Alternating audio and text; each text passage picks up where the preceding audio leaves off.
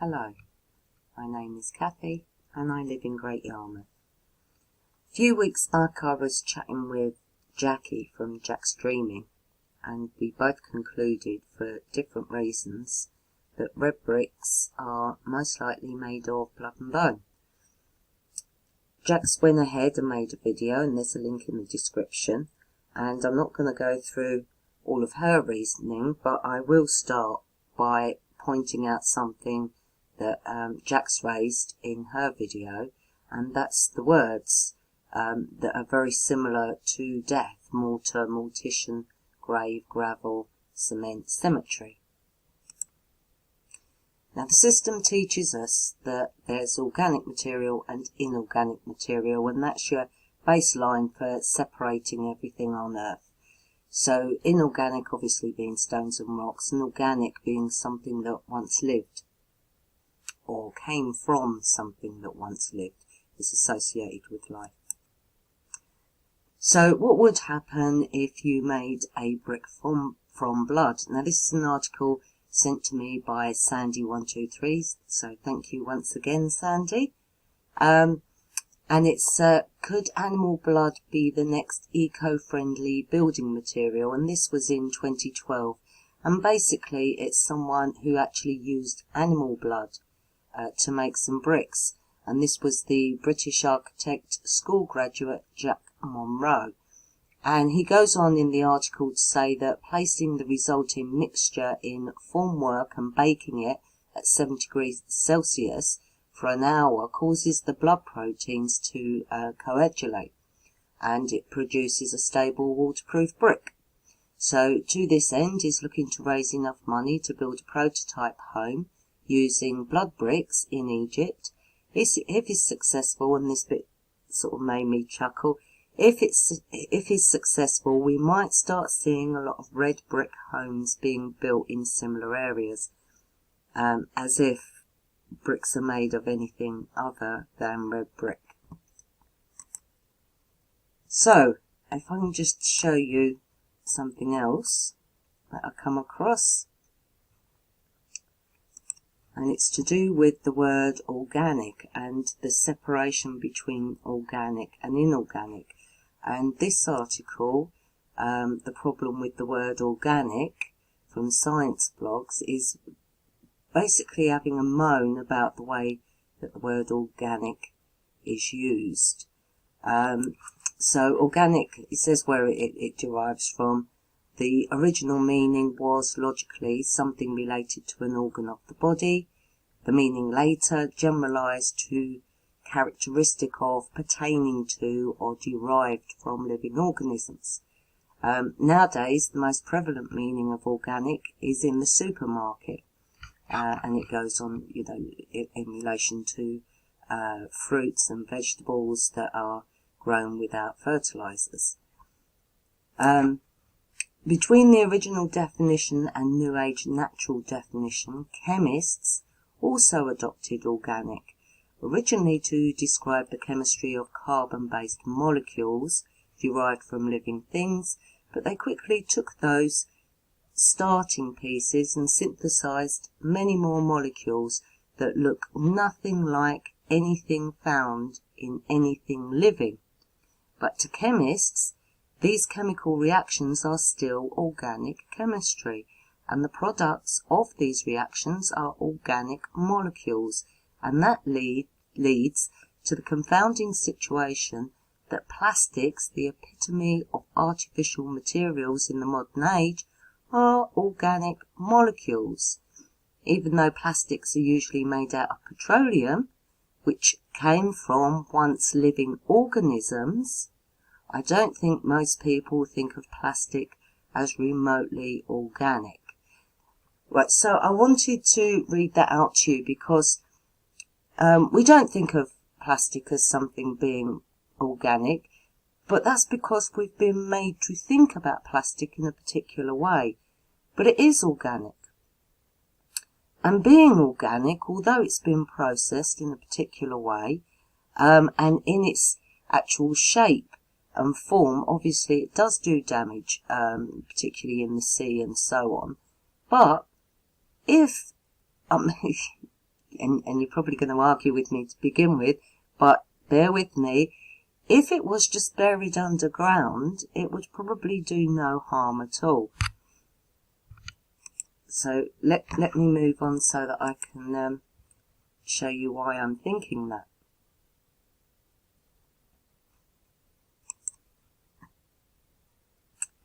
So, just checking that it's still recording. It is. So organise. The biological meaning, body part of a human or animal adapted to a certain function, is attested from late 14th century from medieval Latin sense of Latin organum.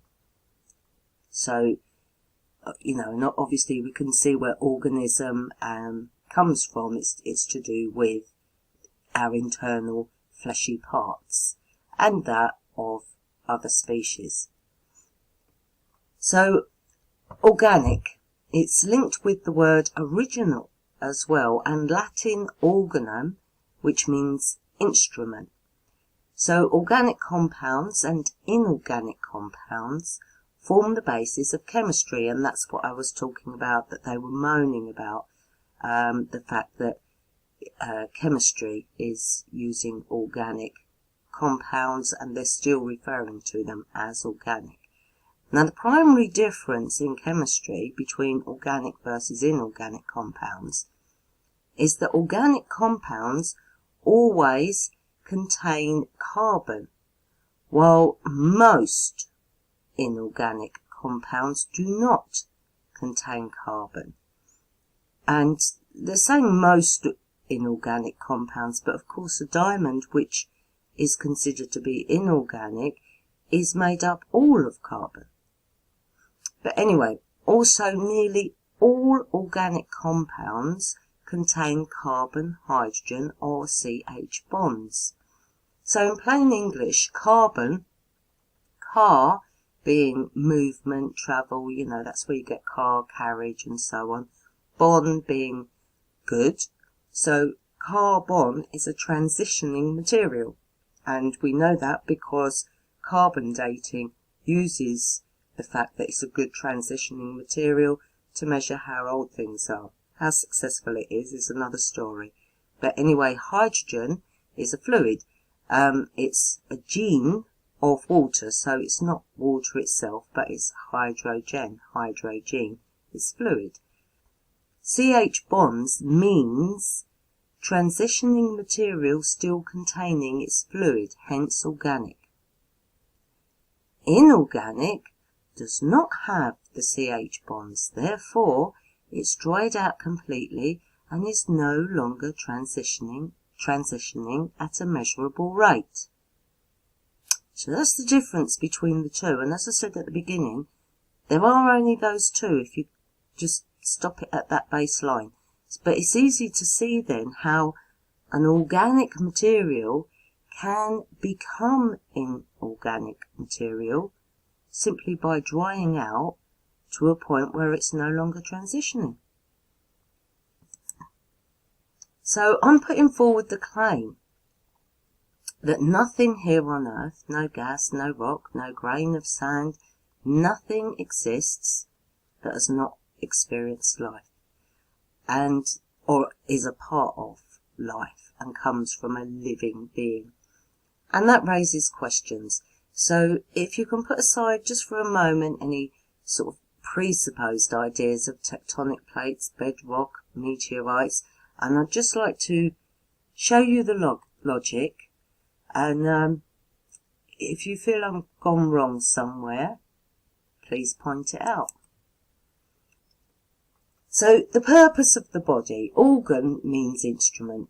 Instrument is from Latin instruere, arrange, prepare, set in order, inform, teach. It's literally instruct. Instrum ent, indicative of a string instrument, the word strum. Organ, organize, to put in order, to assemble in a particular way. Orgasmic, producing feelings of great pleasure or excitement, in case you didn't know what orgasmic meant. But we get a feel for how the word organ relates to the word instrument. and the building and arranging of apparatus. And they also relate to music and therefore sound and vibration.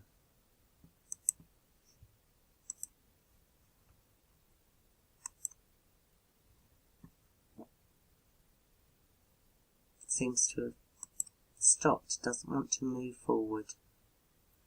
Bear with me. So when does this instrument stop being an instrument? Well, when it's not fit for purpose, because broken down it's primarily wood. And what would it be if I set fire to it? Well, we'd be left with charcoal, ashes and smoke. So can I say it's a violin? So the point I'm making is, is a body, once it's turned into minerals and stone, a person? Well, no, it's not, because the director of the instrument has left. It's no longer fit for purpose. It would be incorrect, I think, to attach sentiments to the garden that we live in, because otherwise we're left with the impression that our garden is a graveyard, and my thoughts are that that will lead you down a very dark path. You know, it's not the way to be viewing things. So I'm not suggesting that there's something dark and sinister by the fact that things, you know, all of the minerals, all of the stones and so on, were once life. It doesn't make it a graveyard, and I don't think that that connotation was attached to it in the past, and I don't think it should be attached to it now. The most beautiful songs are born from the greatest of pain, and my advice would be that whenever you find yourself with a negative thought or feeling, and certainly there's a lot of that right now, experience it. Accept it exists, but don't dwell on it. Instead, turn it into something else, to something beautiful, and I think that's our purpose. Beauty is born of pain. So think of the current situation as an opportunity to really shine. You can turn all that negativity into something wonderful if you're just creative enough to be able to put out that right vibration. Anyway, back to the subject. If everyone lost their hair, then a hairbrush without its purpose is just plastic. And if a violin is broke beyond repair, then it's nothing more than a piece of dead tree. So how much of the earth is made up of dead tree, do you think? Considering how many trees there have potentially been throughout all of the years. And how much of it is dead leaves that fell year in, year out from the now dead tree and all the other trees. How much of the earth do you think is fermenting fruit? How much of the earth is made up of dead plants, dead grass? How much of the earth is made up of dead birds? Of course, some of the carcasses get eaten, but then it turns into something else and it's poo. This is a picture of some cows that had been residing in a house. Where do you think all that muck ends up if they're in a field? It's estimated that there are 38 million rabbits in the UK. 1 million of them are household pets. On average, a rabbit is said to live for around 9 years, so over an average human life, a total of 304 million rabbits in the UK alone would have lived and died. And as I said before, some of them are eaten. We're given a graph in school to explain where all the animals go. It's called a food chain. But not all of them are eaten, and it doesn't account for bones, feces, and urine. Did any of the rabbits or their drop-ins leave Earth? And then there are moles, badgers, foxes, rats, deer, squirrels, snakes, bats, hedgehogs, otters.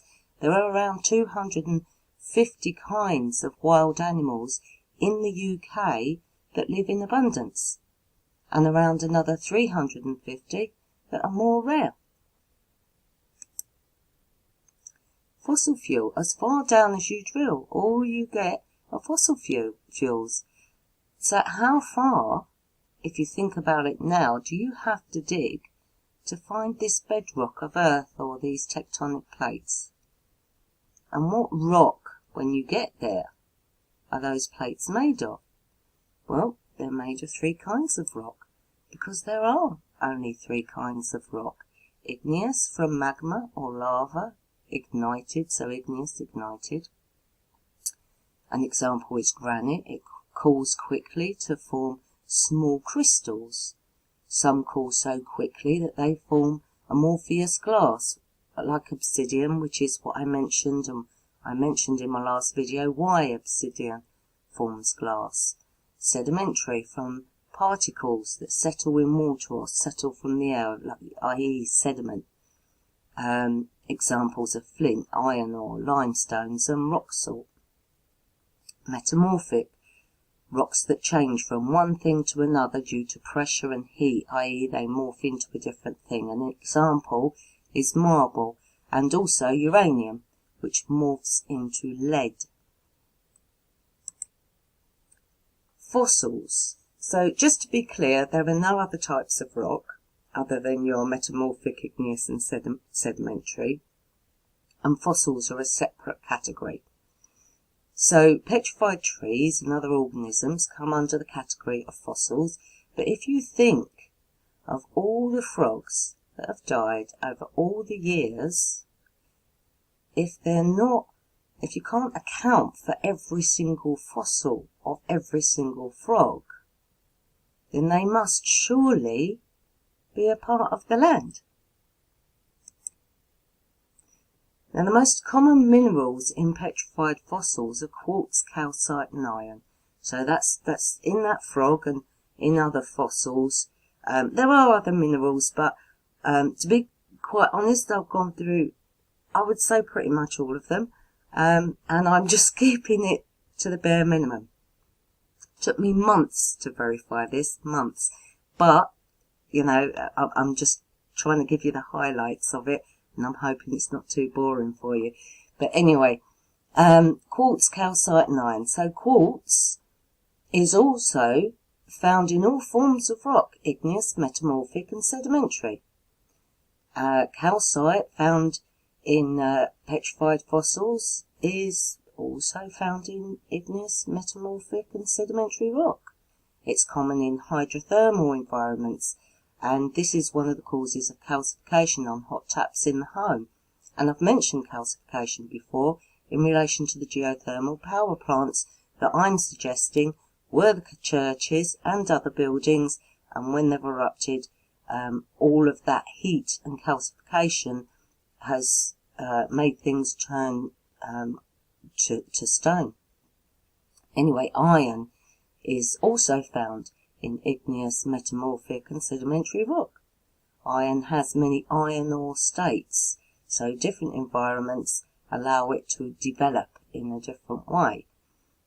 So fossil contains all the identical stuff that's contained in all of the rock. Now you could argue that the biological matter has been transformed by the rock particles and that it was submerged in. But then you'd have to ask if the biological form was encased in an environment without air, because that's how we're told things fossilise, so it can't decompose, then where did all the biological material escape to? Isn't it more rational to accept that the biology turned into the quartz, calcite and iron? Quartz. Now this is under an electronic microscope, the surprising depth of crystal patterns in human bone, and that's in an article by Imperial College London, and in another article, Wired, it talks about DNA crystals form when a double helix is suspended in liquid that evaporates. They grow in patterns dictated by the information stored within the strands. The huge range of crystal structure is amazing. So we have crystals in us. Is that what quartz is? Calcite. Humans need calcium to build and maintain strong bones, and 90% of the body's calcium is in the bones and teeth. It's also necessary for maintaining healthy communication between the brain and other parts of the body, plays a role in muscle movement and cardiovascular function. So, could we consider that if we have calcium in us while we're alive, and we'll call it calcium then, but it becomes calcite when we're dead? Iron. It's said we don't have much iron in our bodies, but it's enough that when we cut ourselves, the iron mixes with air and turns red. And I was shocked when I first realised, probably a couple of years ago, that, which is sad, isn't it, that it was only a couple of years ago that I realised this, fortified with iron meant that metal or rust was a part of the ingredients in my cornflakes. But metal is organic. It's in every life form. Plastic is made from fossil fuels, as I mentioned before. It is organic. And we have been encouraged to blind ourselves from the truth. Amber. It's a resin from trees. We know what amber is. Mining amber. Amber is fossilized resin that has lain undisturbed, apparently for millions of years. Most of the world's amber is between 30 and 90 million years old, apparently. Today, most amber is mined from the earth, either through open cast mining on the surface of the earth or in tunnels. Now, I'm thinking that the tunnels are probably the tree roots. My thoughts are that mining sites are actually found by identifying where there was once a great tree.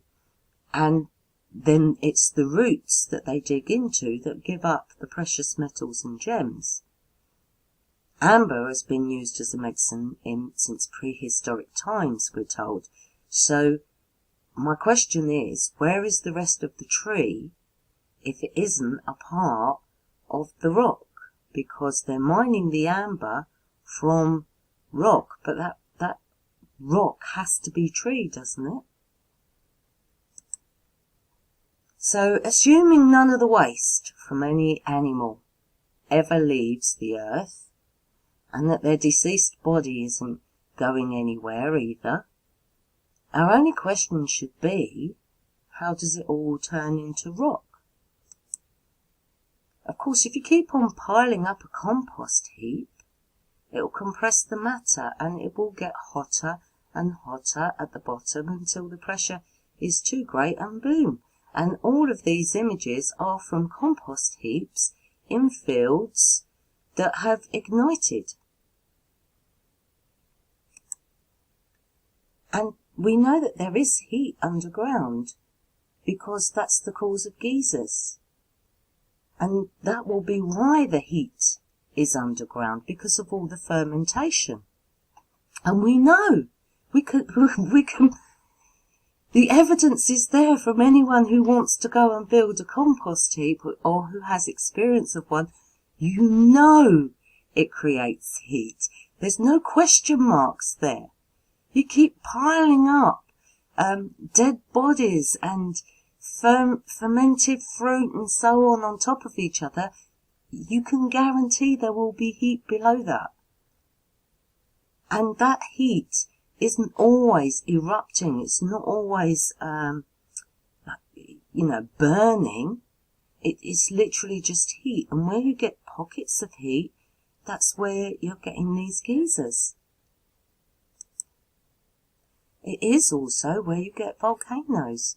Because if you haven't got a water level running over the top for water to plume up, or if it ignites below ground, then it will just plume up like this.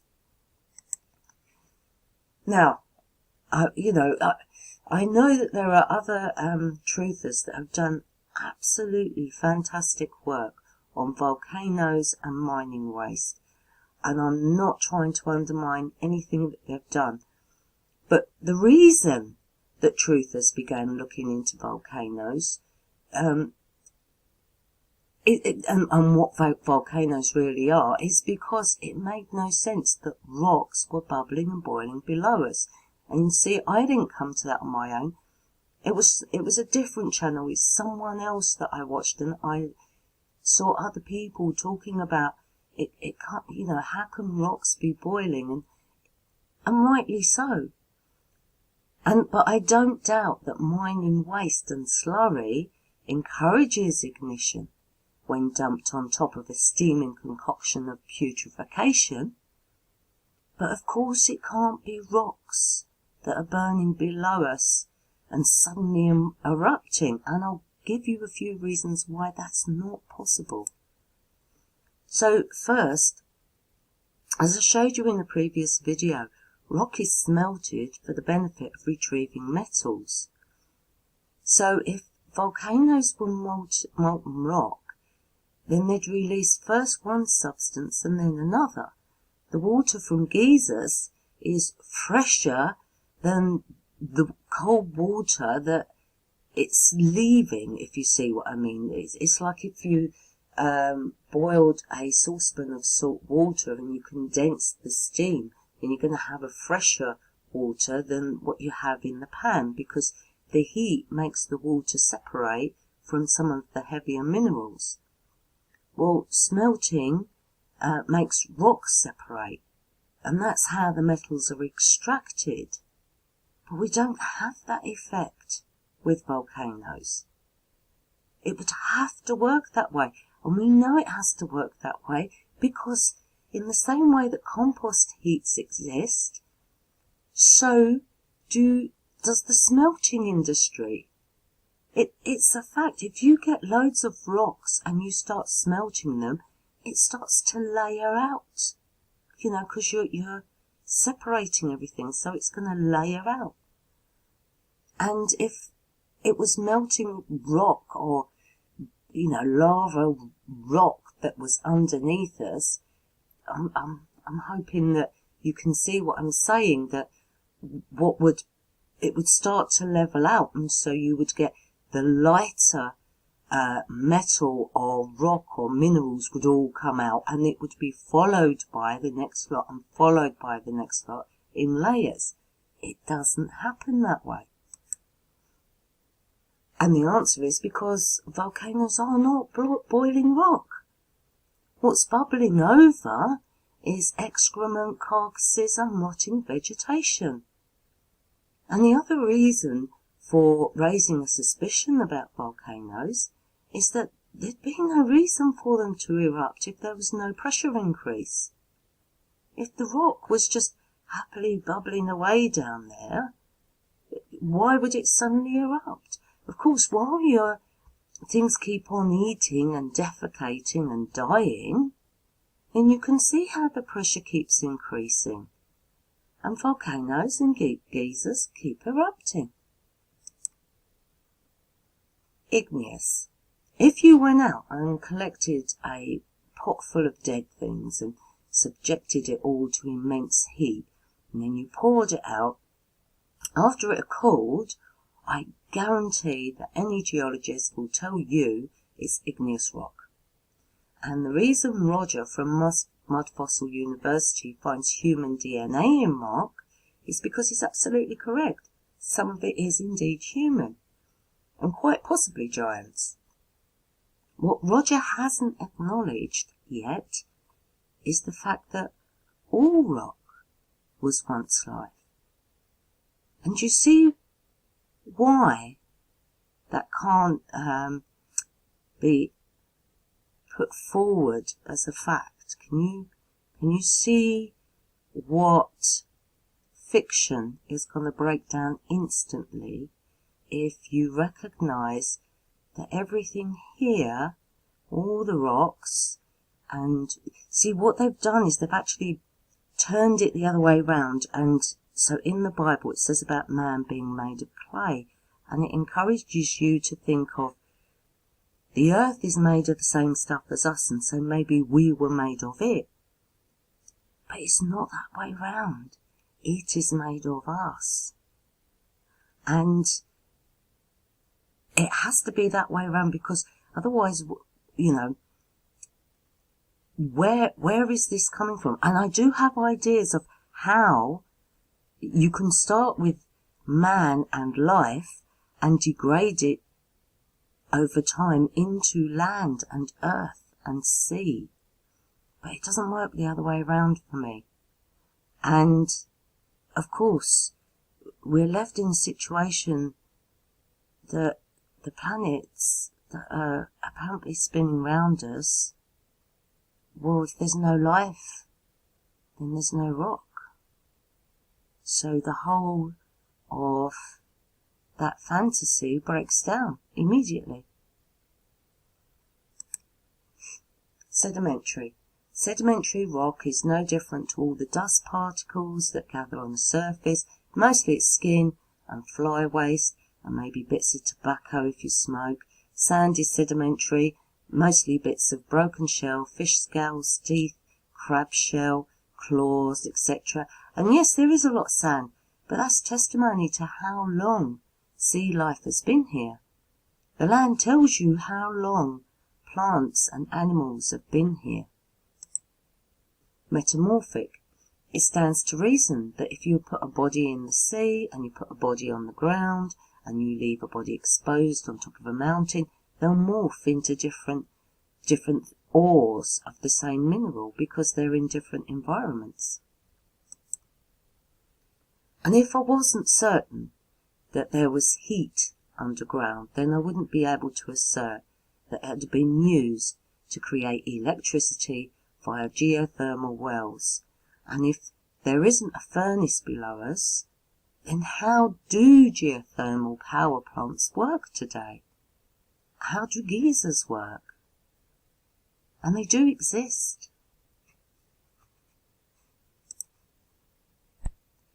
Daphne Reloaded made a video, and I'll leave a link in the description, and this was sent over to me by both Sandy and Mick, Rebel Without a Pause, pretty much simultaneously. So it's a fantastic video, and she's comparing old world tech and new tech with a view to free energy, mainly in Ashgabat, and she's able to point out the mineralized water compared to the pools that you would be able to have as fresh water or swim in, like the ones that I showed in Iceland. And of course the mineralized water is what I suggested was coming out of the mouths of the gargoyles looking grotesque because that water is the bad water. And obviously that was in my first video. But yes, she does a fantastic job pointing it out. And of course she has no contact with me. She hasn't watched any of my videos that I'm aware of. And yet she's able to add to this and conclude that this is what's happening. And she relates it to the old tech. And what she points out is the ability to use metals that are planted in the ground that raise up to a higher level to harvest free energy as well. And I agree completely.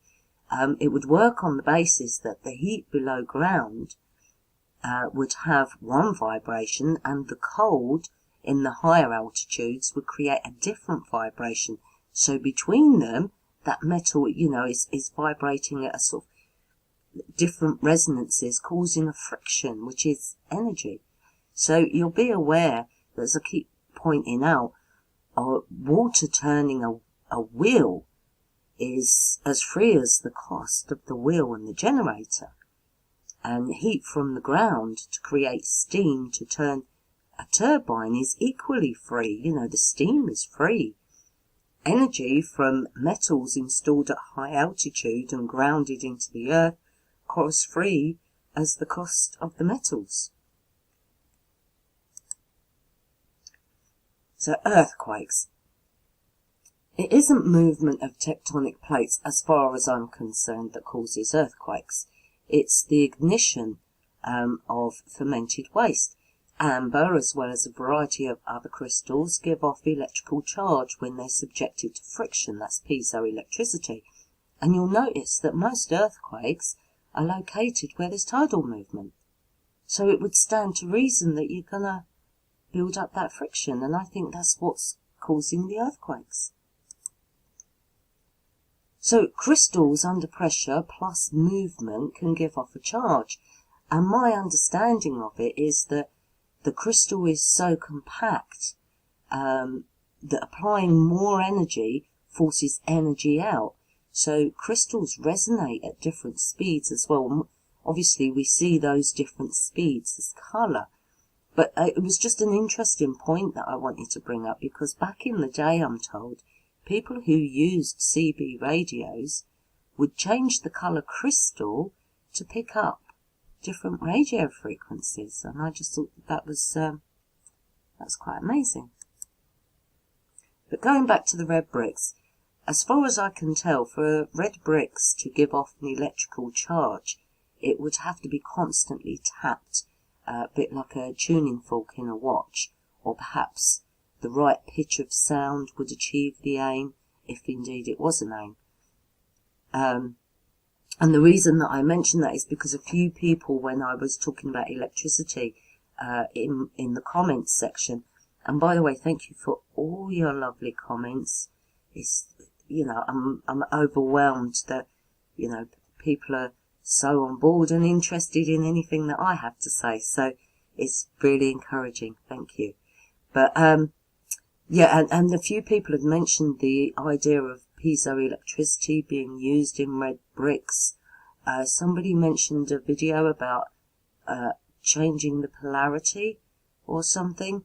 I haven't seen any videos like that, and if any of you got links to that information, please send them to me, and I would be really interested to look into it. But iron is what makes red bricks red. Iron is a metal in the body, as I've said before, but it plays a central role in almost all living things, so it's not just about blood. Now, here's the thing. Iron is not found naturally on Earth. Like gold, we're told that it forms in meteorites that land on Earth. And I'll show you something about meteorites in a minute. So it's not there naturally, and if you think of all the iron since the supposed Iron Age that we've been dragging out of the ground, it's quite amazing that there's still such an abundance of it, really. Iron ores are found in abundance on the Earth, mostly in the form of hematite and magnetite. Now, hematite is black, and it forms these hexagonal crystals, and hemoglobin is a constituent of your blood, and it also has a hexagonal structure. So we have living crystals in us right now. Crystals, Christ. Magnetite. Magnetite is one of the oxides of iron, and it's ferromagnetic. It's attracted to a magnet, it can be magnetized to become a permanent magnet itself, and it's the most magnetic of all the naturally occurring minerals on Earth. In 1992, researchers identified the presence of magnetite, a permanently magnetic form of iron oxide, in human brain tissue. Iron in the body was no surprise, but the presence of magnetite in the brain could be more than incidental. Various studies have shown that brain cells respond to external magnetic fields. So there you go, we have magnetite. So red rust of iron, because obviously it's that's when it's when it mixes with air that it turns red. So could red brick be made of blood and bone? Well, absolutely. But more than that, the words gravel, mortar, cement tell us that it was once common knowledge. But if all rocks are produced from organic material, what about meteorites? Well, see, I don't think, I'm not denying that things fall out of the sky. They do, I know. And you often see strange, I mean, I've seen sort of shooting stars, I've seen the strangeness of things moving slowly across the sky, and I've even seen two lights that moved very slowly towards each other and then started blinking at each other and then shot off at immense speed in opposite directions. And I wasn't alone when I saw it either. I was with someone at the time, so we both saw it and we were both blown away by it. Couldn't work out what it was. So I'm not denying that there's stuff up there at all. There is. Now, this is NWA, Northwest Africa, 859 iron meteorite showing effects of atmospheric ablation in 2001. But I see it, I'm looking at these and look at the size of it because, you know, there is a ruler there. So it's what, about an inch? This one's being held with finger and thumb so you can see the size of it. Any possibility these are bullets? Do you think, rather than meteorites? Could be, couldn't it? So the first sighted fall and collection of a meteorite. So Ernst Florence Schlandy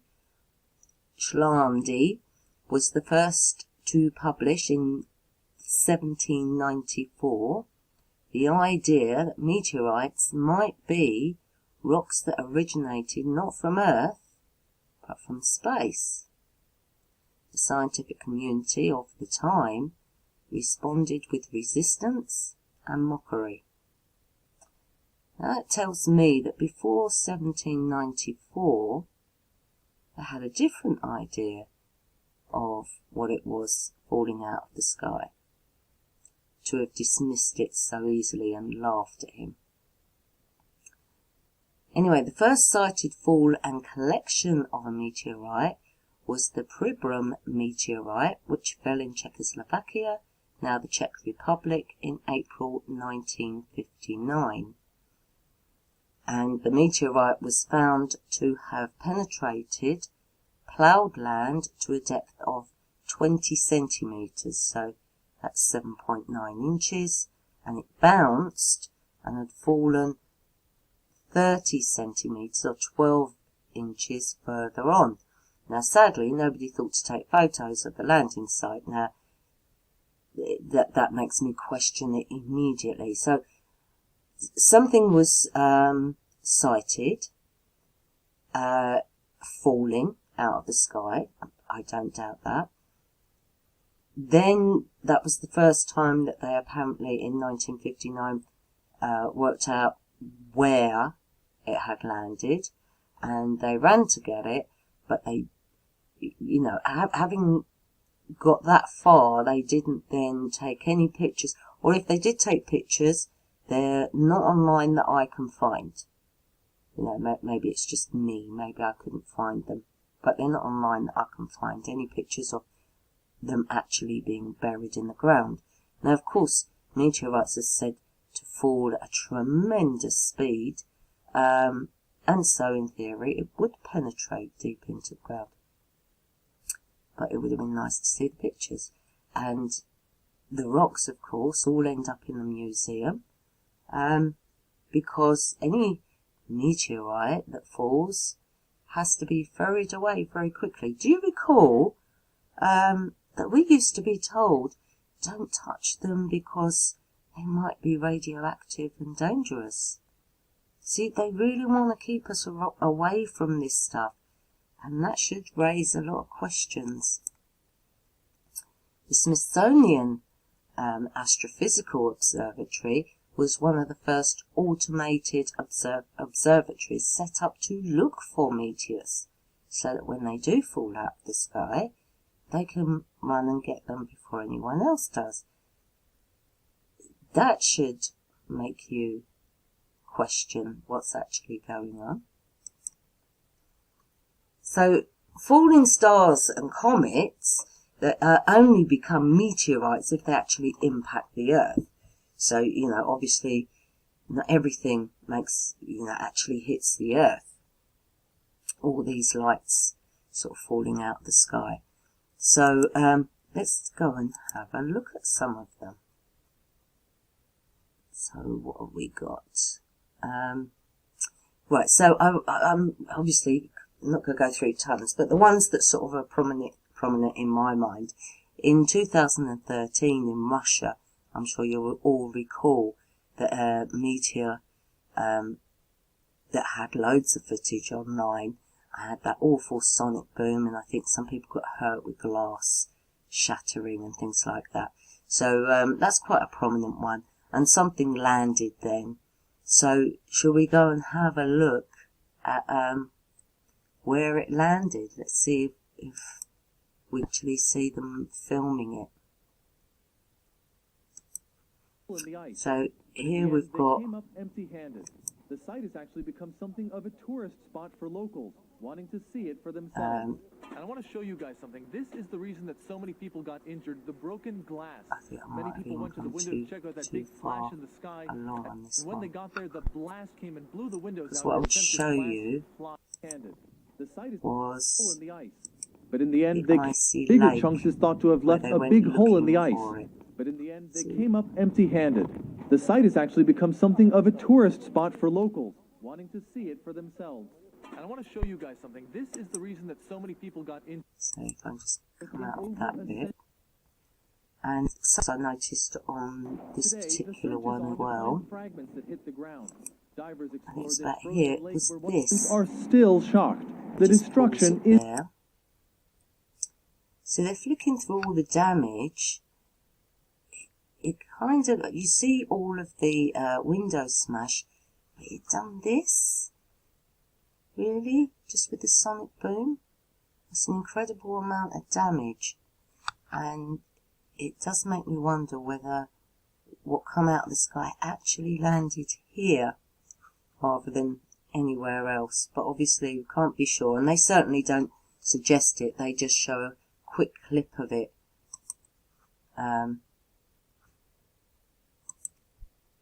So, and obviously there's loads of these. If you look, Russia hit by a meteor 2013, there's loads and loads and loads of different footage of it. So, seeing as we saw the iced over lake, now bearing in mind this was February the 16th of 2013, and if we have a look, I think it's this one. This is now October 17th.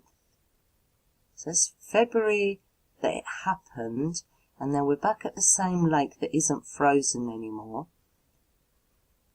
And obviously they've got the reporters there, and that's when they go down and take the meteorite out. Visibility conditions to retrieve it from the bottom of a lake. So it's believed to be the largest piece of space rock and look, they're sort of picking up bits and breaking it. Are you convinced by that? Now, what makes me unconvinced is, having seen the meteor come down, and there's plenty of footage of it, you can see the immense heat attached to that. And yet we saw the ice, and it was in that lake, because they find it in that lake when all of the ice is defrosted. Do you not think there'd have been a lot of steam there in that first lot of footage? If that's where it landed, do you not think that the heat would have caused some steam, at least?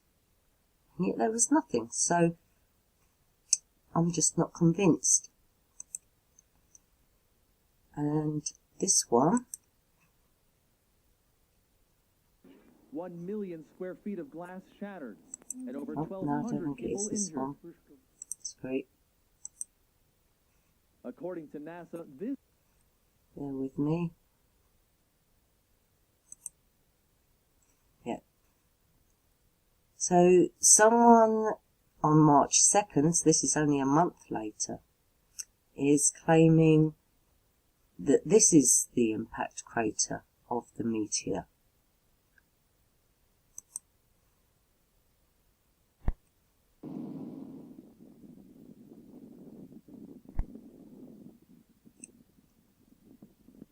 And I don't know where this footage come from, whether this is true.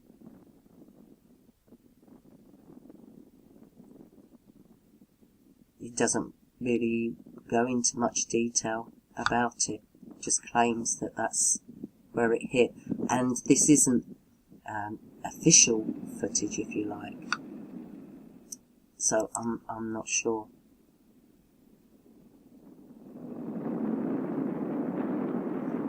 So that's that one. I think the last one I wanted to show you. Oh no, there was another one, because this was quite interesting, on the same topic, same meteor. So someone had taken footage, but claims that it looks like it was being shot down. So if I just play you this, you can see what it means. Whether the footage has been doctored or not, I don't know. It's quite interesting.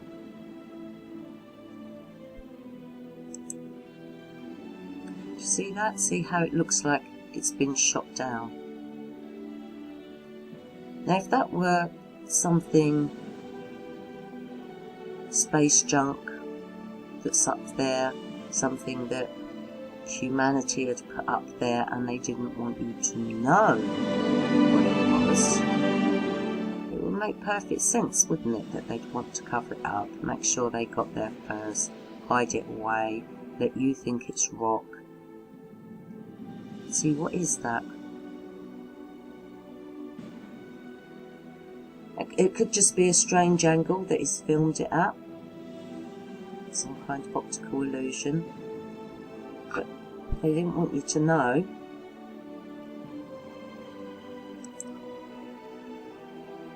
Shooting it into pieces would be useful. And the last thing that I was going to show you was this. This little girl going round finding meteors so she can sell them, and her and her family can have some money. Bless her. And I hope she finds thousands of them and makes an absolute fortune out of all the suckers who think it is rock. So good on her.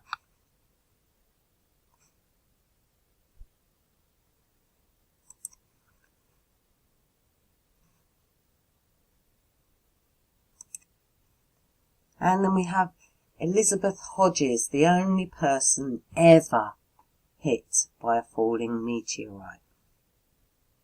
So let's examine this story and see whether we think it rings true. So 1st of November, November the 3rd, sorry, not 1st of November, it was November the 30th, 1954. Elizabeth was asleep when she woke to a loud bang. So her radio was smashed up and there was a hole in the ceiling. There were never any photos of the radio. Again, I find that odd. There's lots of mock-ups of what the radio probably looked like, but none of the actual radio. But anyway, also her side hurt. She concluded that what must have happened, because there was a big rock, she says, on the floor. So she concluded that what must have happened is that a meteorite fell through the roof, hit the radio, and ricocheted into her side, and the authorities went along with the story. So this is the hole in the ceiling, no smoke, no burns. That look realistic to you? And I have no idea why the authorities chose to go along with the farce, but here's the rest of the story. And I'm sure there's a lot more to these stories, but it goes like this. The Hodges kept the rock, but never sold it. They tried, but nobody was interested. I find that odd. The couple split up. Elizabeth went into care and died prematurely at the age of 52. And in her will, she donated the rock to the museum. Very strange. I'm sure there's a lot more to that than meets the eye. And here are the pictures claiming to be the original rock. And that was photographed at the time, and that's more recent. Same rock? Possibly. I don't know. I'm not buying it that it fell through the roof of the house, hit her radio, and then she clearly did have a bad bruise, but it then hit her with no burns. Now there's also the strange balls that fall from the sky. Now that's a little bit more realistic, I think. And we know that some of them, and I'm sure lots of you have looked into this because it's one of those conspiracies that's been around for ages. Some of the writing was actually Ukrainian, so it was Russian. But in case you don't know what those balls were, let me just quickly show you, because I'm going to bring this subject up again in a bit. They are hydrazine propellant tanks, and they propel satellites and spacecraft. Now, satellites and spacecraft might not be what they're putting up there. That doesn't mean they aren't putting anything up there, and it doesn't mean they don't want to hide what bits and pieces might fall back down. So this is what they are. And you can see that that's what they are. And they're all full of helium or nitrogen. See, there we go. Helium or nitrogen. And they're all titanium as well. And obviously titanium is a particularly tough and lightweight metal. And some of them are shaped slightly differently. But that's pretty much what I think is falling out of the sky, and a few other bits and pieces. And I'll come back to that in a bit. And last of all, more recently, just because I thought it was amusing, this fragment was found on a driveway in Gloucestershire. It was from March this year, or last month, in England. You can tell, can't you? This thing sort of makes it clear. That will always denote now when you look at historic photos, particularly street scenes and things like that, roughly what era you were in. But anyway, the occupants noticed a black sooty splodge, it said, on their driveway, and they notified the authorities, of course, who handed the piece to the Natural History Museum. I don't know if you're aware, but you're not allowed to keep them. And they're not full of radiation anymore. That story seems to have fallen by the wayside. But seriously, so in the article, the speed the meteorite was travelling when it struck is estimated by scientists to be around 13 kilometres per second. That's around 29,000 miles per hour. And for reference, the fastest bullet velocity is 1,800 miles per hour. And there it is sitting on the grass there. That's nuts. And it may well be that it was a misprint or something in that particular article. I don't know. I wasn't prepared to look into it any further. And incidentally, none of those meteors, apart from the first ones that I said looked like bullets, turned out to be iron. The only place that iron is created and recreated is through blood and through other living beings that have iron as a constituent of their natural being. So what does fall from the sky? I can tell you what it isn't. It isn't satellites for internet, because that's provided by underground cables.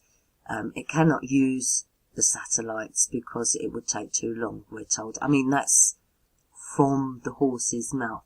We can't use satellites because it would take too long for internet. So it's all done by cables. And for the same reason, TV cannot be provided that way.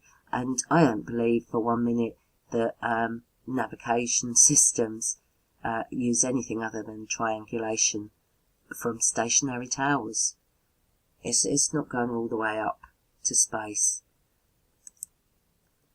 So the aerial photos that are taken and stitched together for Google Earth are provided by and large by planes and helium balloons.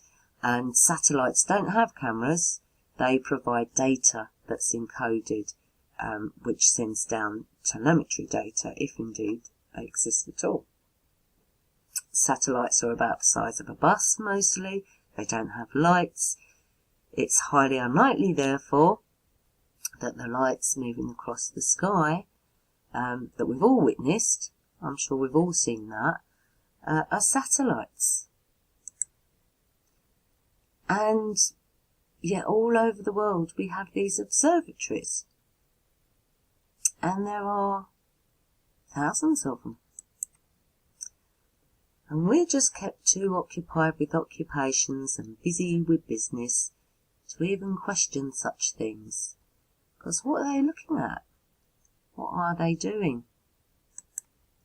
Of course, we've got Lucifer, the binocular telescope belonging to the Vatican. And with all these observatories and telescopes all over the world, don't you find it odd that they have never produced a single photo to show us what they are looking at? Not one. And that means we should all be looking into what the hell are they doing. And it's, they've been there all this time, so what are they doing? What are they looking at? And I'll tell you something, the thing that made me start looking into this is because I wanted to go to the London Greenwich Observatory. And this is going back a few years when you were allowed to do such things. But when I tried to book it, it turns out, because it's open to the public, it doesn't say that there are any limitations, just it's open to the public. And you have to buy tickets, so you're going to pay to go. But it turned out you have to book an appointment. There's a huge backlist. And there would be a huge backlist because it only opens 2 months a year. And I thought, well, that's very limiting. Well, it was more limiting than that, because you're not allowed to go to the observatory on days that the moon is showing. So then you're limited to just a day or so, or day or two of each of those 2 months. So out of a whole year, you're limited to, 2-3 days that you can actually book it for. And then if it's cloudy, oh well, that's unfortunate. But they will show you pictures of what they'll show you then, the pictures, if you pay. But they're not uploading the pictures. You can't go and buy catalogues of all the pictures that they've taken. There are no pictures. So the most likely scenario, as far as I'm concerned, is that it's communication with other timelines and dimensions. And I use those sort of 2 words interactively. I think I mean timelines more, but of course it's dimensional as well because they're real worlds. So timelines, dimensions. The satellites, or what they call the satellites, are more likely to be split beam mirrors. And that's why we see them, due to the light reflection. And split beams are used in LIGO. And a LIGO is a machine, supposedly, this machine here. And that's supposedly to detect gravitational waves. But I'd argue that. I think it's some kind of receiver. And of course we've been seeing lights in the sky, and they've been drawn and talked about for an incredibly long time. In previous videos I showed that I thought churches were communicating with other realms. And I said for that you would need nuclear power. You would need a lot of power. So let me just show you something else. I just wanted to mention this. Again, this is something that Sandy sent to me. And it's really just trying to reinforce the idea that, you know, you've got the churches which you imagine were probably 1300s, 1400s, maybe 1200s. And then you've got the more ancient buildings of the Greeks and the Romans and the Egyptians. I think these are all just different timelines, different beings that have been here at different eras. And so they use their own language and they use their own ways of communicating. But they were all doing the same thing, and the same thing is being done now, and it's just that we are completely oblivious to it. We're just ignored, and we're used in ways that we don't understand. But anyway, this is, and there are other articles, and I think there's a few videos on it as well. Why did the ancient Greeks build their cities in earthquake zones? Well, for several good reasons.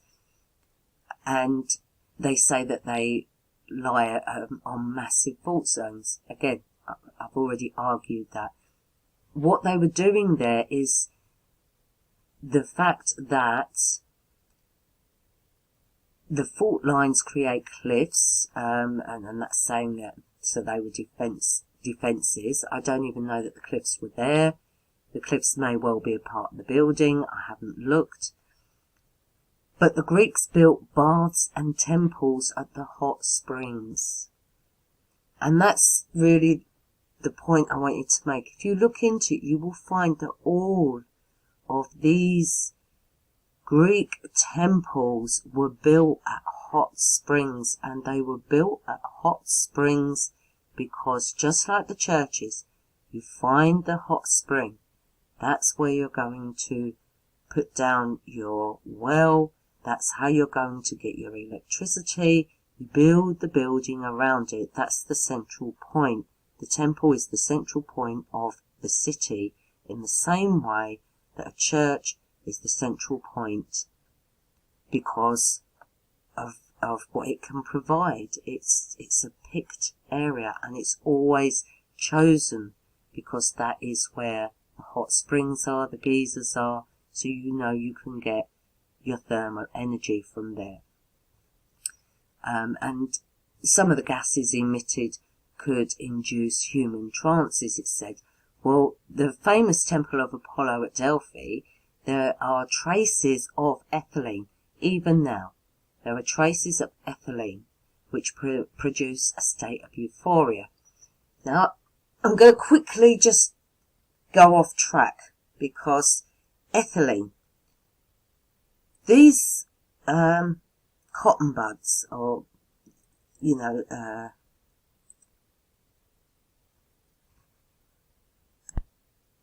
these testing kits that are sterilised with ethylene oxide, you've probably heard about that. And you probably heard as well, and not only heard, it is a fact that ethylene oxide does have tendencies to cause cancer. So that's not a myth, that is a fact, and you can look that up, and it's not a myth that they use ethylene oxide to sterilise the buds. And they've been using ethylene oxide, so it says, for quite a long time for sterilising materials in hospitals, and it's never caused a problem before. And it's never caused a problem before because they haven't been putting it up people's noses and down the back of their throat repetitively. So I don't know what damage that may cause. But what I wanted to say is there's something else about ethylene oxide. It's used on fruit, and it's a gas, and when it's used in a very small amount. Again, we said it wouldn't be enough to cause cancer, and it's been used since the 80s. And it may even be the reason why there is more cancer now. I don't know. I wouldn't like to say one way or another.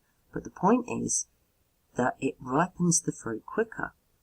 So it enables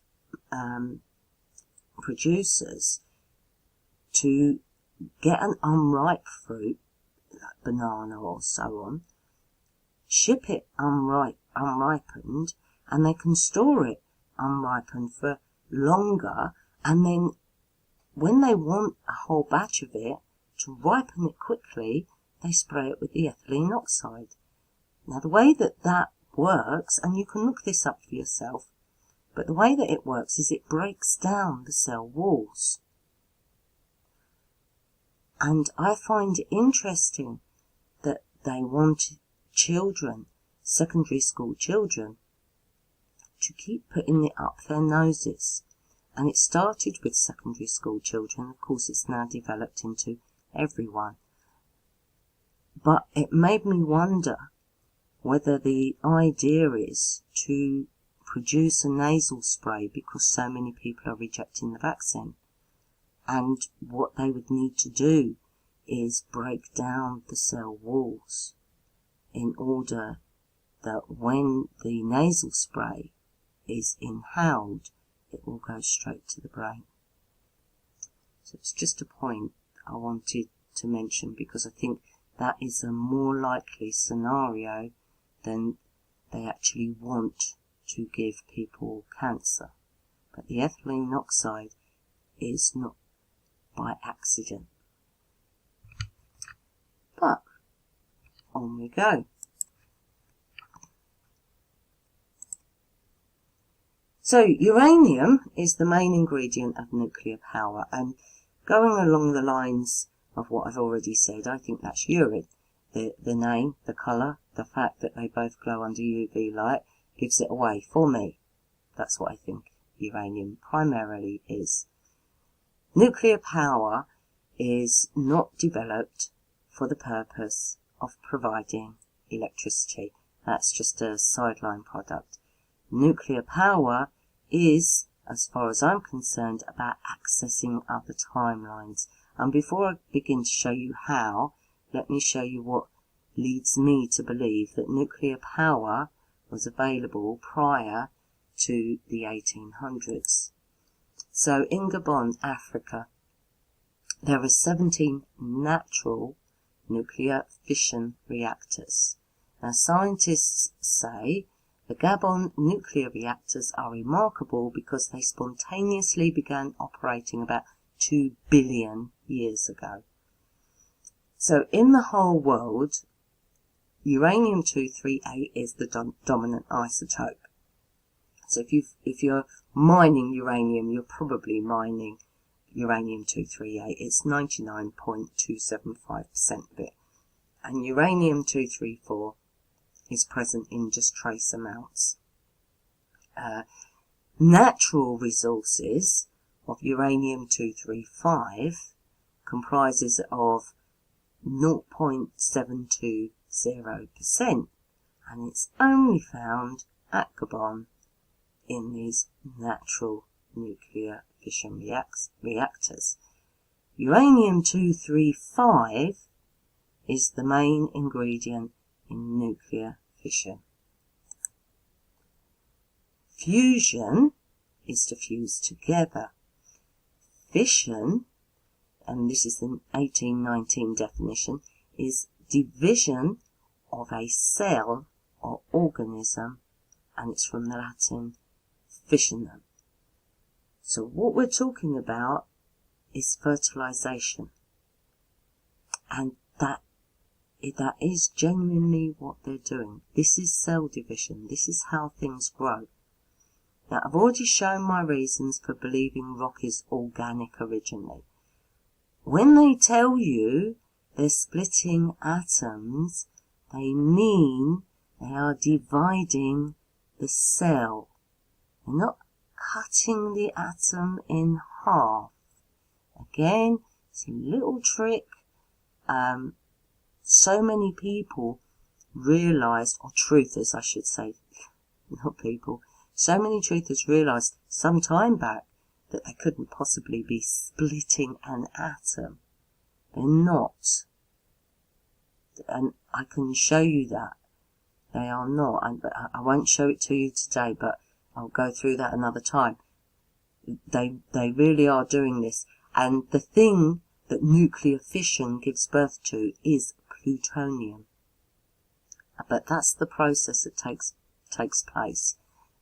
You're probably aware that all the planets are linked with metals, which are linked with gods and goddesses from ancient Greece and Rome. So Mars is iron, Jupiter tin, Saturn lead, Uranus uranium, Venus copper, Neptune, not water, is a radioactive acinicide metal, neptunium.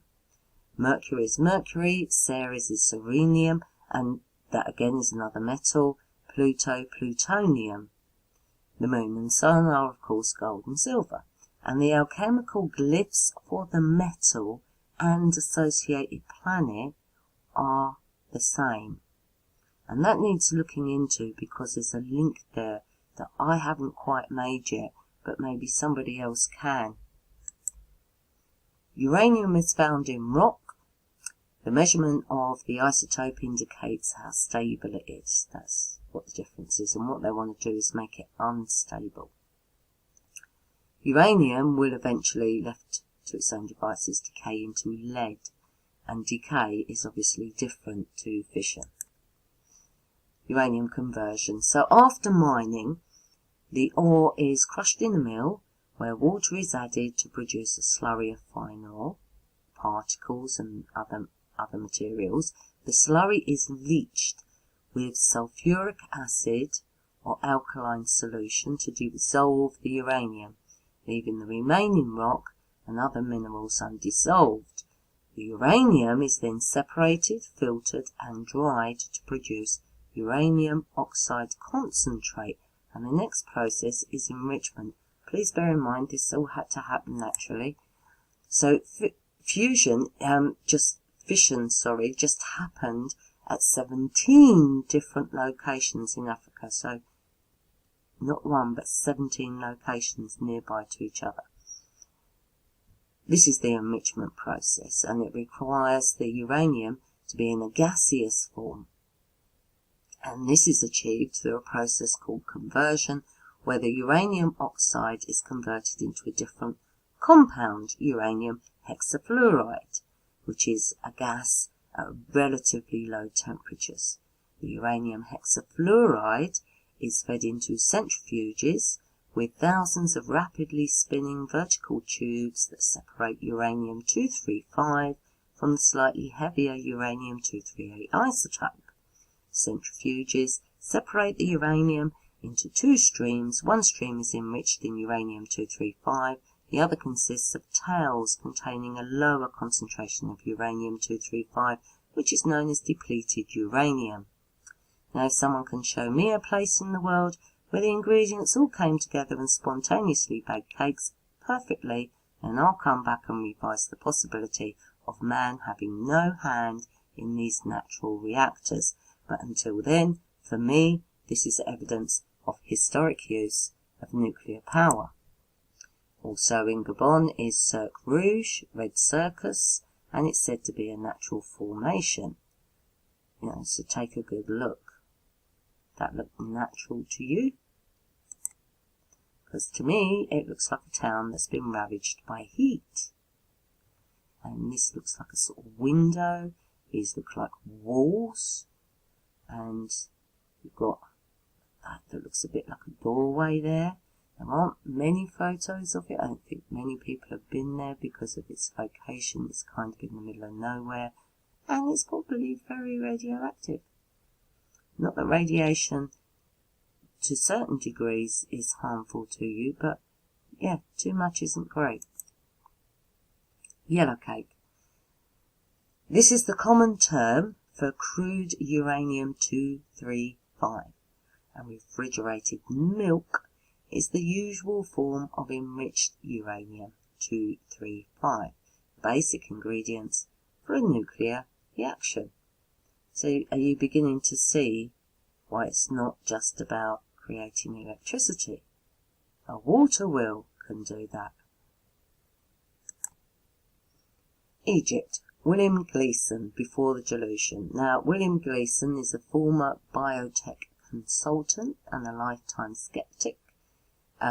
He's got a degree in biotechnology. I hope he's got nothing whatsoever to do with what's being injected into people now. But anyway, William Gleason is convinced that the pyramids were power plants. His research and evidence are very compelling, and if you haven't read this book, or excerpts of it at least, do. And I'm going to pick just one of the many points that he makes, because not only do I absolutely agree, but I think I can add weight to his theory. Egyptian funerary rituals for the bodies of dead pharaohs. So to enable the dead body to transform into an ark, a glorified being of light within the pyramid, a last meal is prepared. Now, the nature of the dead body was described both in texts and illustrated in temple paintings, and it wasn't a human body, but rather a stone coffer filled with tablets of lapis lazuli, which is, of course, a small or large, depending on where you got it from, but tablets of it are, it implies small. It looks like lots of little small balls of blue stone. It's said that Thoth, the god of writing, magic, language, said to have been born from a seed of Horus. Now, I think Horus is another word for hours, time,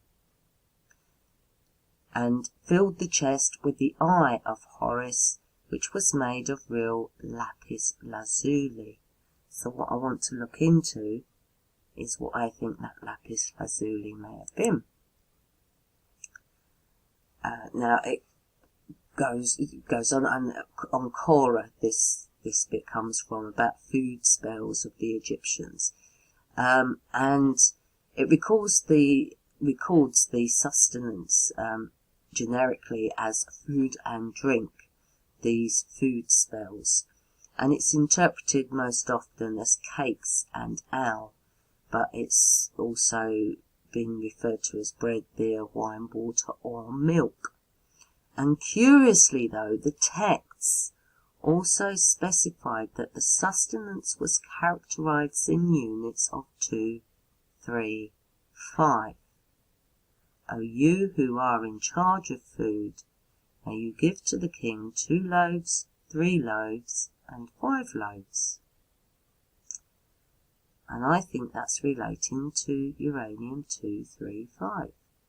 The food symbol was a bread loaf or muffin shaped, usually interpreted as cakes. Osiris, the god of fertility and the underworld, fission, as I said, it's fertility of dead stuff, so Osiris, the god of fertility and the underworld, fission, it relates to what I'm saying, is he whom have been given cakes of saffron. Saffron cakes have been brought unto him. The cakes of saffron are the eyes of Horus. Of course, saffron is yellow. God of the sun and the moon, hours, time, Horus.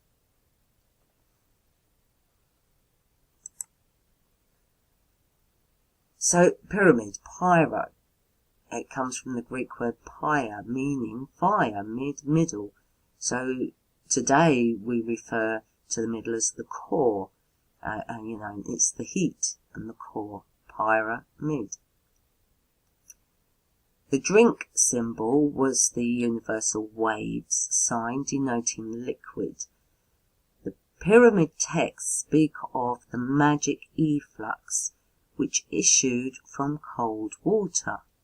It was not mere water, but rather sacred milk of eternal life from the town of the milk goddess. You shall give me a jug of milk. You are pure by means of the milk. I have restored, enriched, the milk to its proper level. The dead body was fed with saffron, yellow cake, called liquid milk in units of 2, 3, 5, which provided radiance in its eye. Heat. A nuclear reactor core is where the heat's generated, obviously, and typically the fuel will be enriched uranium contained in thousands of individual fuel pins. So my question is, were the fuel pins made of lapis, or is something else going on? Because what they do with the rods, once you've got these fuel pins, they're put into rods, usually of graphite initially, just to hold them all together. So when you see a bundle of rods, you're looking at the external part, which is quite often graphite. A spent nuclear fuel rod in a cooling pond glows bright blue. Once the rods are used up, they get hot and radioactive, and water-filled pools are sometimes used to cool and store fuel rods. And incidentally, that is when CERN become interested. CERN want it when it's blue. CERN want the nuclear waste. And that is why nuclear waste is made. The name CERN is derived from the acronym for the French Conseil Européen pour la Recherche Nucléaire, which is really crap French, or European Council for Nuclear Research. It's what they do. How could they possibly do their job if they haven't got any nuclear material to research? They want the nuclear waste. Lapis is fluorescent blue in UV light. One of the earliest English language translations of the Book of the Dead by Birch, 1860s. The god in his box, shining in the crystal, was light at its birth, from the sun in its transformations. Its waves poured out of the lapis lazuli, its water of fire, a foul flux emanating from Osiris. And I think you'll find that Osiris is actually Sirius, but more on that another day. The lapis lazuli pellets referred to in the Book of the Dead were either mistaken to be lapis, when in reality it was spent uranium pellets, or lapis was the word used for spent uranium. So CERN has links with Egypt and time. So you've got these three beetles, which have, obviously what we're looking at here is the opening of the tunnel for related to CERN. A lot of the CERN employees were involved in putting this play together. Some of the scientists from CERN played some of the main roles in this play that was put together. And lots of politicians went to watch it. Angela Merkel being one of them. And it was to do with breaking through a particular tunnel. It's a train line that runs and takes employees to and from the CERN facility. So that's what its links are with CERN. And you've got these 3 beetles, which are very much Egyptian. Of course, that's the Egyptian one. You've got the sun at the top, which is the heat, and the wings of time. And you'll notice these 3 lines. And I think those 3 lines are relating to the Trinity. I think that's what they're representing. And the Trinity being the electrical charge, because it's like a sort of electrolysis that's going on with the spent uranium. And you've got the uranium and the energy and the matter together are what produce the plutonium. In India, you've got a Shiva. It's a representation of the goddess Shiva. And Shiva is known as the destroyer within the Hindu Trinity. It includes Brahma and Vishnu. And again, on a Shiva Linga, you've got these 3 lines, and that central dot, which is the sun, the point of heat, the core, and Shiva. The first place that a nuclear bomb was detonated, Trinity site, and there's an obelisk there to commemorate it. And again, our sign for nuclear, 1, 2, 3, and the central dot, the core, and the Trinity, the Father, the Son, and the Holy Ghost. Tradition linked with Shiva. So the traditional lingam rituals in major Shiva temples, and the reason I'm sort of laughing to myself now is because I know what's coming next. The traditional lingam rituals in major Shiva temples includes offerings of flowers, grass, dried rice, fruits, leaves, water, and a milk bath. The water of Shiva is poison. I'm thinking Shiva, vibration. Irradiated water from spent fuel rods is not the same as thermal water from the ground. Thermal water is fine to swim in. It relieves aches and pains. And of course people go to natural thermal waters. And I pointed out one that exists that's been man-made in Iceland. And that was in the previous video. Those thermal waters are radioactive waters. They're fine. They're not harmful. But irradiated water from spent fuel rods is not the same. That is not healthy. It's not good for you. And it's said that when Lord Shiva drank the poison produced at the time of creation, he started, the creation, they're birthing something, he started to get overly hot. So Mother Ganga showered her waters, urine, on his head, and the demigods all offered water from the sacred rivers to cool him. And this is what you have to do. Once that uranium is spent, you need to keep it cool. You don't want it going critical. Shivalinga, and this is what I was laughing at. I'm not even going to try and pronounce that word, but it's a temple in India. This is a Shivalinga. These people worship this. It's ancient, and it's a Shivalinga, the destroyer. This is an abandoned nuclear plant in Kursk, Russia. Seeing a similarity there? This is a rusting nuclear reactor core at abandoned Phipps Bend station in Tennessee. And I've just put that picture in again just so you can compare the two, the Shivalinga in India. This is another Shivalinga in Hampi in India. Notice all the water?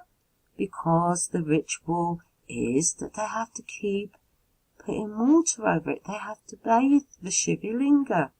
They have to keep it cool. Huh? What do they think is actually going on?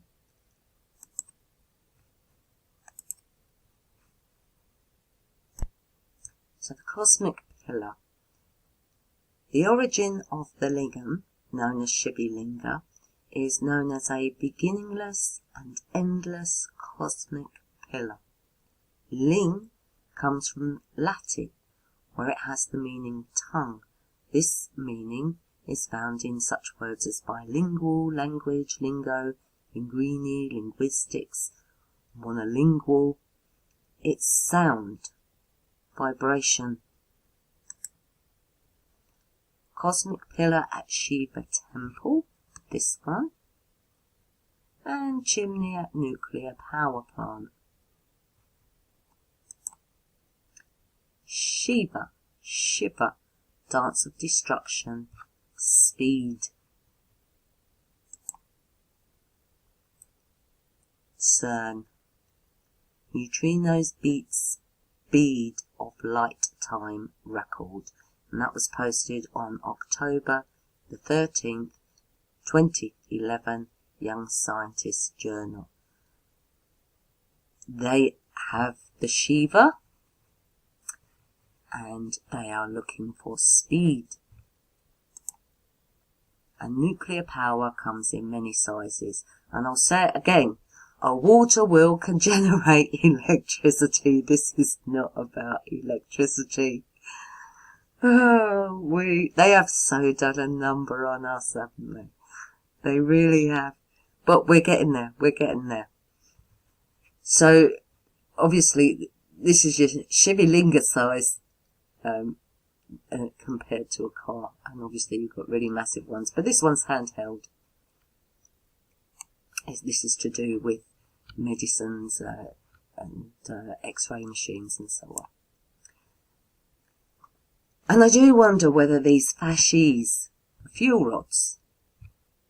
They look very similar. So let's see if we can investigate that a little bit further.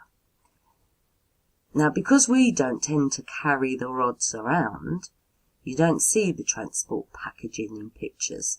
But this is a waveguide clamp to make sure the pellets in the rods don't bounce around. So just to be clear, these are the rods that the pellets are all lined up in.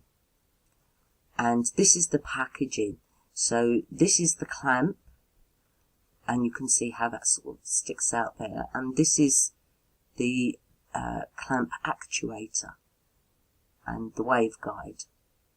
And I won't, this is obviously the fuel rod bit. Now this looks like an actuator, and this looks like the clamp. Again, this is another one. Actuator, clamp. They're not axes. The word fasces and fascinum. Now, Google will tell you fasces means bundle. And I'm telling you, words do not describe things, they describe their purpose. So when Google wants to tell you this is the thing that it's describing, you need to keep on looking. Fascinate comes from the Latin word for evil spell, and originally meant bewitched or spellbound in the literal, more sinister sense.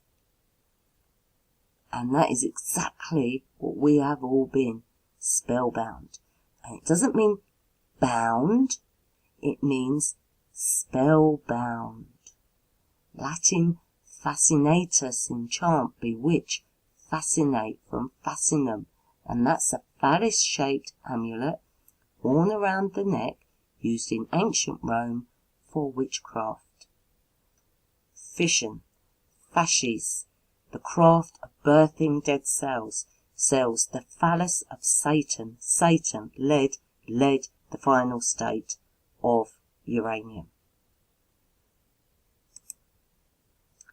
This is a phallus inscribed at Pompeii. I just thought I would show you these cooling towers because they can be quite artistic. Yeah, the artwork's quite nice on there. Doesn't always have to look ugly. They've made it look ugly because then we will not associate it with the more beautiful buildings and structures that we see. So Pompeii, this is Pompeii, and this is construction of a containment unit for nuclear power. But what does nuclear power have to do with time and dimensions? Now, almost all science fiction films relating to time and dimensional travel involve radiation, or quantum science, or both. And I never really took much notice of that, but I've noticed that now, that it's all there, it's telling you. 01. In my last video, I said that computer code is a series of 01s, which is the same as on-off. I compared it to the way we speak by leaving pauses between words, syllables and sentences, and humans are the only species to use such complex sounds and tones to communicate. Light behaves in that way too. You're looking at a sort of side view. The light is on, then it pauses, and it's the backflow of light that creates the dip. Then the light pulses again. It's on off, on off, on off, on off, and at different rates. And we're very sensitive to those rates. We clearly are supposed to understand that, or we wouldn't have been given sight that identifies so clearly the different levels of light waves. And you can't see the flicker of light because it's too fast, but nevertheless it is there. In the same way, if you watch a film, you're aware that you're watching a lot of still pictures, but when they're run together, you don't see the flicker. And this is how heat moves. It's pulsing. Heat, of course, is the same thing as light. It's just pulsing at a tone that we detect with our skin instead of our eyes. So you can think of it as, going back to the colours, you can have your range of 7 colours, and they can be really bright, really dull, they can be, really sort of faded out, really deep. There's different levels, and the level that this pulses at, we perceive as heat. We call it heat. That doesn't mean every species is calling it heat. Heat isn't a thing. It's a particular resonance that we identify as heat. And that means that heat and cold, the fact that we can identify them by touch and by it touching us. If a room is cold, we can sense it. If it's warm, we can sense it. There's a reason for that. We were given these senses for a reason. And this is the pattern of water if a pebble is dropped in it. So although you can't see it, the air is making the same pattern. When the pebble fell, it made a hole in the air, allowing that drop of water, this ball of water, to be sucked up to fill the void. Now the air's going to collapse around it, compressing it back down, and then a smaller, less energetic hole will open up again, pulling up another smaller drop of water until the energy is dissipated. It's on, off, on, off. So manipulating sound can transform our experience of food and drink, making stale potato chips taste fresh, adding the sensation of cream to what is actually black coffee, or boosting the savoury peaty notes in whiskey, and this is according to psychologist Charles Spence.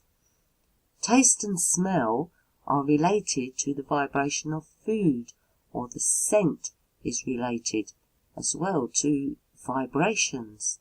Your tongue has different sized receptors, and they tune in to the vibration of the food, allowing you to distinguish between the tastes. Of course, all of your senses are informing your brain of something. So food and scent pulse on off like everything else, and that includes your heartbeat, on off, and the ocean with its 2 tidal turns a day. The 0-1 of information, or OA, O being the 0, A being the first letter of the alphabet, it's another way of expressing 0-1, Obsidian Alice, is in our language. So we say things like, oh, I'll get you up to speed, or not on my wavelength, or gives a bad vibe. It's all vibrational and resonance. Again, interacting words.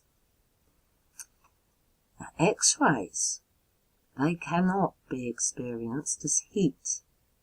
And not by us. We don't experience X-rays as heat. In the same way that heat cannot be experienced as sound. In the same way that sound cannot be experienced as light. So describing alpha, beta, X-rays, gamma rays in terms of heat or light is wrong, because that's not how we perceive them. It needs to be described in terms of speed through space, and that is another way of saying time. Time and distance. Do you recall your teacher telling you that if you were on a planet far enough away, with a telescope big enough, you could look back at Earth and see dinosaurs? Do you recall being told that many of the stars you can see are not there anymore? They burnt out long ago, and you're still seeing the light that used to be there. It sounds so silly that you've probably dismissed it, and even your teacher who told you probably didn't really comprehend it. Well, like everything else, they weren't lying to you. They were just telling you to imagine it in a way that you couldn't make any sense of it. So do you recall being told that if the sun exploded, you wouldn't know it for 8.3 minutes, because now, from the sun's perspective, happened 8.3 minutes ago? When I was younger, I thought I was too stupid to really get it, so I ignored it. And later I thought it was just another hoax, it's a lie, it's a deceit. But let me show you a better way to comprehend what's happening. So from your perspective, standing by the side of a motorway, cars are zooming by. From a distance, you see slower movement, because you can see the wider picture, and the cars aren't going any faster, and you know that, but your brain adapts to that. But they look slower. And it's the same with the plane. I've sat on the beach sometimes and seen the plane high up, and I thought, is that actually moving? And of course, I'm watching it for a while, and yeah, it is, but incredibly slowly from my perspective. And the moon hardly seems to move at all from a distance, but ask anyone who's filmed it close up how fast it shifts across the screen. Because I've done it myself. You focus in on the moon, and you have to keep on adjusting for the moon's movement. It goes quicker than you think if you haven't done it before. It's a bit of a surprise. Now, this is a bit of a discomfort for scientists. So, let's say you're in England and you speak to someone on FaceTime in Australia, and you show an image of the moon in your blue sky, and he shows you an image of the moon identical to yours but upside down, and it's in a black sky. Now that poses a dilemma. How is it showing at the same time, for one? And two, how is it in both a night sky and a daylit sky? And three, why is it upside down? Now I know you probably want to jump all over me and say perhaps, oh, that's because we're on a globe and people are standing upside down underneath us. But it doesn't matter what model you apply to this, it doesn't work. It doesn't work because of the horizon levels. And I know it's a discomfort for scientists because I was present when a physicist was asked this question. And they kind of scrunched up their face like they were thinking, huh? Like it never dawned on them before. And they didn't want to say, that's not possible, because the guy was claiming, I have footage of this. And they were saying, well, I suppose maybe it's possible, maybe there's a few days of a year if things were at the right angle, they were struggling with it. And one of the reasons that it feels uncomfortable even to picture it is because it puts you in a position where you do have to literally put that image of your head of a ball with a man standing on top of it and a man standing underneath it, and you have to picture where the moon would be that both of them would be looking at the same time. And it feels uncomfortable to actually think about a ball with someone standing upside down, because that doesn't really sit well with anyone, does it? So I'm going to run this by you, and you may think, no, that's way off the mark, that can't be right, but just bear with me. So let me put that scenario to you in another way. So I tell you, I've been to Scotland, and I took footage of the moon on the 12th of July at 7:30 p.m. And the moon was in the blue sky, because in July at 7:30 is still daytime. And then I went to Australia on the 13th of July, and at 4:30 in the morning, I took more footage of the moon in the night sky. Then I played both bits of footage together, and I couldn't work out how I was seeing the moon twice. Would the logical explanation be that I'd taken the footage from two different moments in time? As Einstein mockingly told you, space-time is bound up together. Space is time. Time is space. And it is tough to get your head around it, because it's not how we've been taught to think of time. And I will go through it in a different video more slowly, and we'll see if we can find us some answers to those tricky questions like, what is the shape of the Earth, and what does the vibration of cold really tell us? What is ice in relation to time? But for now, you will no doubt have heard that if you're a certain distance away from Big Ben, when it chimes, you can hear the chime on the radio before you hear it in real time. And that's because the waves are being pulsed. Even though it's got to go further, the waves are being pulsed quicker. So it receives you receive that sound on the radio before you receive it through the atmosphere.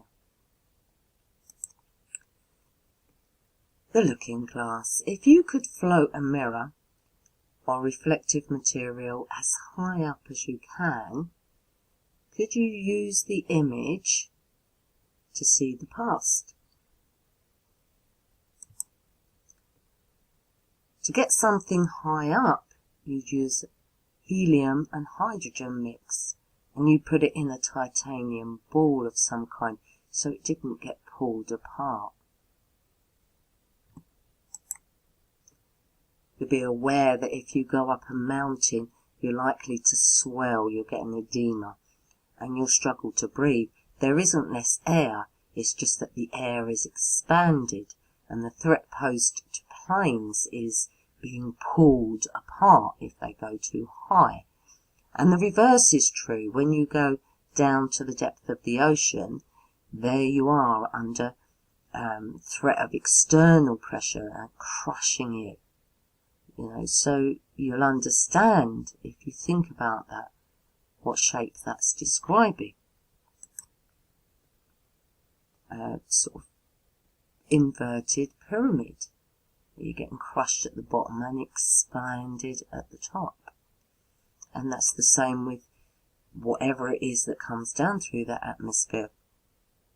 What's burning up is the thing that's being ripped apart, not that it's being condensed.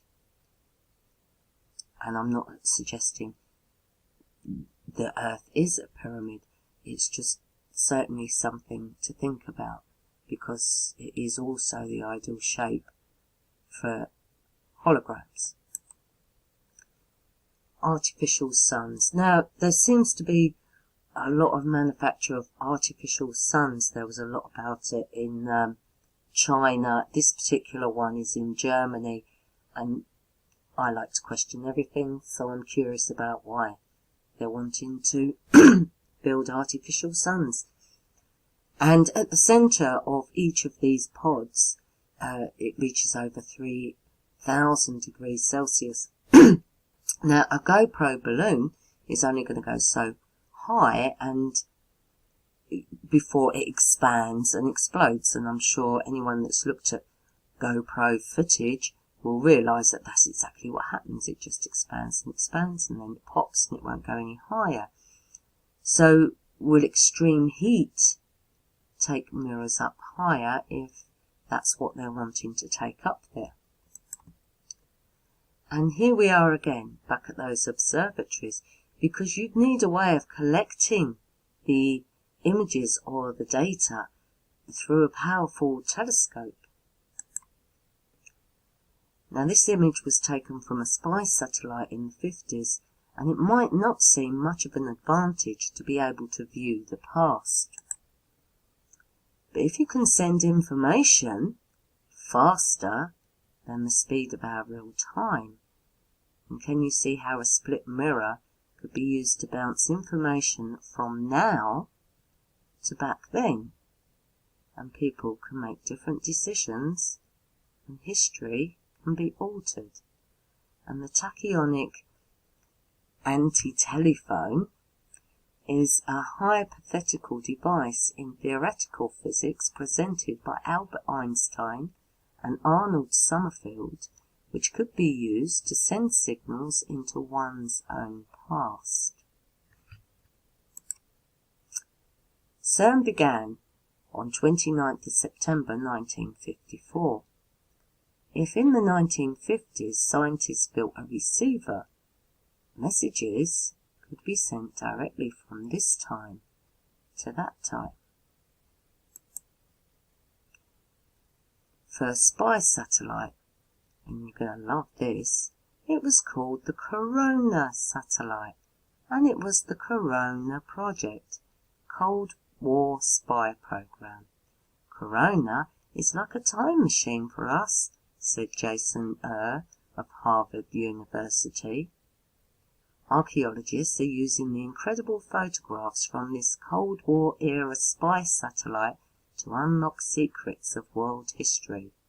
Launched on 28th of February 1959, just 4 years after CERN was set up. It was the first man-made object put into a polar orbit, but only sporadically returned telemetry. If CERN are able to send messages back to the 1950s, then at least one version of our future must be in touch with us now. And I suspect that CERN do not like the look of the future, because the tech companies seem very keen to alter it, don't they? Spires, alters and transepts. Communication with other timelines is nothing new as far as I'm concerned. It's what led to such a mess of our history, and it's what led to the destruction of the old world. The natural parameters of our time are between the fastest flicker of the sun to the slowest beat of the tides. If you push too many boundaries, alter the vibrations too far, reality snaps. The pole reverses. Hot becomes cold. Oceans become dry. And in Africa, used to have lakes and oceans, and wasn't Antarctica once tropical? And if you have a look at this, and this is Antonio Subarat's design of a flat Earth, I'm not saying that this is the one, I'm just using it as an example, because you can see there that you have this green band, and you have a dry band, and then you have a green band, and then it dries out again. On, off, resonance. And if those poles reverse, you know that you can expect where there's a dip, there's going to be a wave. It alternates.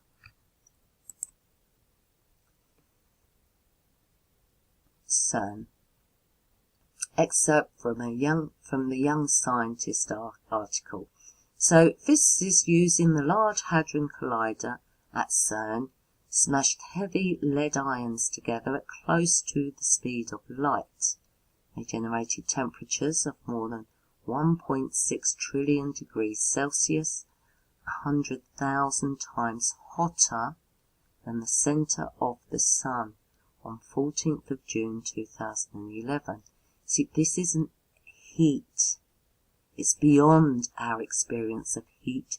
It's time. The hurrier I go, the behinder I get. Lewis Carroll was telling us something. As Einstein is credited with proposing, the faster you move, the slower time becomes. Fast enough, and you'll move backwards.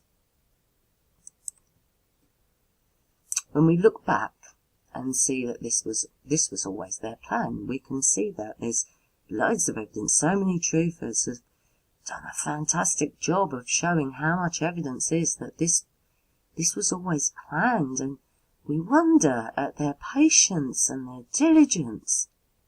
Doesn't it make far more sense that messages from the future have been dictating alterations to the past? When we look back at photos and images of buildings that were destroyed, then undestroyed, then redesigned and built again, doesn't it make you wonder how, if the realm is as we're told, any of this is possible? Unless, of course, time can be altered. And this is one of my favourite things of Alice in Wonderland. But I don't want to go among the mad people. But you can change that for conspiracy theorists, said Alice. Oh, but you can't help that, said the cat. We're all mad here. I'm mad, you're mad. How do you know I'm mad? Asked Alice. You must be, said the cat. Well, you wouldn't have come. Now, of course, if you get a divergence of timelines, I suppose the inevitable thing would be that there'd be all these odd differences that you couldn't quite pinpoint. And I am one of those people that thinks the Monopoly man had a monocle, but he doesn't. Alice is a very suspicious acronym, don't you think, for the Hadron Collider at CERN? Do you not think Alice? Why call it Alice? So, it stands for a Large Ion Collider Experiment. And it's one of the 4 main experiments at the Large Hadron Collider, with the increase in instantaneous luminosity. Alice detector will boost its readout rate. And this is the way that they word things so that you can't really grasp what they're saying. But luckily for me, I don't have many talents, but reading complex words is one of them.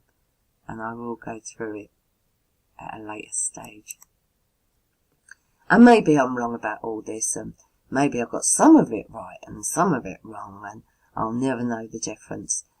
But what I do know, what my senses tell me, is that fear is our enemy.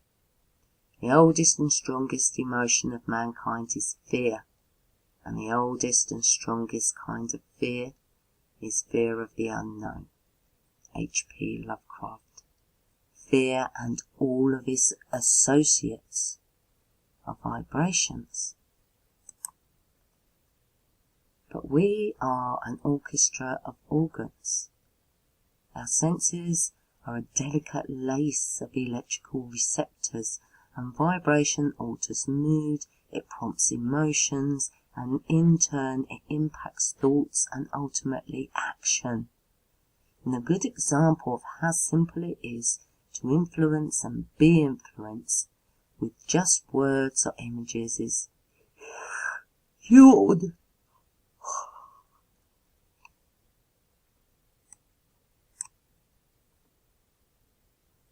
Your energy is free. Your energy is free. It's a beating heart and a pulsing brain, and they can't charge you for it yet. And if we bring ourselves in tune, in harmony with each other, we can be the music that others stop to hear. Let's aim to make our vibrations so strong that even in silence it sings like a tuning fork that brings others in line with us. The time is coming. Be ready to shine. Thank you for watching.